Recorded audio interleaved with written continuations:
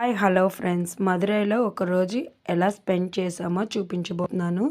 Madurai railway station నుంచి bus stand అనేది 200 మీటర్సే ఉంటుందండి. అలానే తమిళనాడులో బస్ అందరికీ అంటే లేడీస్ అందరికీ ఫ్రీ కదా. అలానే మదురైలో స్పెషల్ జిగర్దండాని కూడా మేము తీసుకొని తాగాము. అలానే మార్నింగే మదురై మీనాక్షమ్మ దర్శనం కూడా అయిందండి మాకు. గుడి అయితే చాలా అంటే చాలా బాగుంది.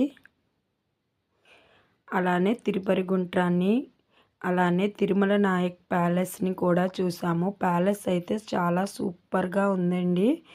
మీలో ఎవరైనా మదురై వెళ్తే కంపల్సరీ ఈ ప్యాలెస్ని విజిట్ చేసి రండి.